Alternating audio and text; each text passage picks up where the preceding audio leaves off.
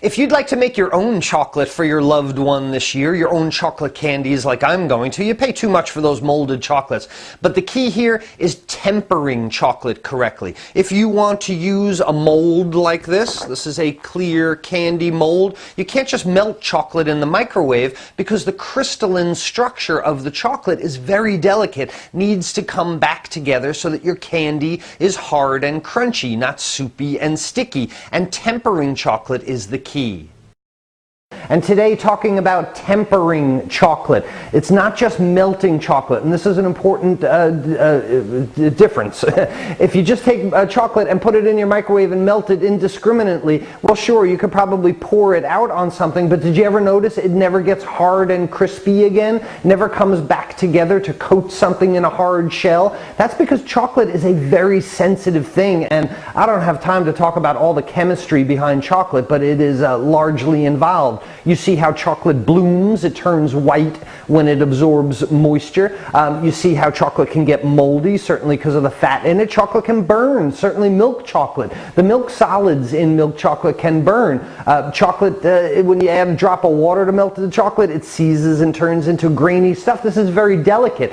So to temper chocolate, not just melt chocolate, tempering is melting it in a very concerted effort to bring it to 100 to 110 degrees. This is where the crystals in the chocolate will take on a certain structure that will enable it to stay crispy and hard and be a chocolate coating. When my water starts to come to a nice soft simmer here, not a violent boil again, nice soft simmer, I'm going to put my bowl on top, and again notice the bowl much bigger than the pot underneath because I don't want liquid moisture to come into the bowl. I've got a cup and another third that I've held aside of chocolate. Chocolate chips work well because they're all the same size.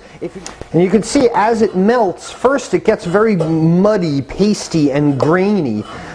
This is before it starts to turn liquid, and now I feel it getting stuck a little bit more to the bottom of the bowl. As it starts to melt, I'm going to take it off. I don't need all that heat. I want to do this as gently as I can. Tempering chocolate allows us to keep it really shiny and smooth. That's what we're looking for, shiny and smooth, not muddy and grainy like this. All right, now when I see my chocolate is a spreadable type paste, I think I'm starting to get close to that temperature. How do I drop the temperature of the chocolate? Well, I've got some of the cold chocolate here. I kept a third of a cup back, and now either your chopped up chocolate from your chocolate bar or a little bit more of the cold chocolate, the unmelted chocolate. What this will do is the melted chocolate takes on the characteristics of the unmelted chocolate. It's all about containing and controlling the crystals in the chocolate. So having the melted chocolate be able to take on the characteristics of the solid chocolate is going to help us in our tempering,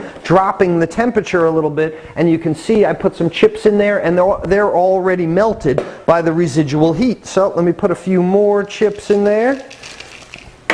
Mix it around, and then take the temperature of the chocolate again. When all those chips are melted, I should be much closer to 100 degrees or so, which is what I want for tempering. Again, remember, tempering is not just melting the chocolate, it is melting the chocolate to a precise 10-degree range. And one of the great things about chocolate is it melts in your mouth. Your mouth 98.6, chocolate starts melting around 96 degrees or so in your mouth, and that's what makes it such a great treat. But if your mouth was 130 degrees, you wouldn't taste the chocolate the same way. It would be very pasty. And now look what I've got, a real nice shiny chocolate. The moisture coming out of it, that shine is what I'm looking for tempering items. So having brought my original melted chocolate to 110 degrees, it was 1 cup originally, now a third of a cup. Seeding the rest of it should bring this right down to the temperature that I want.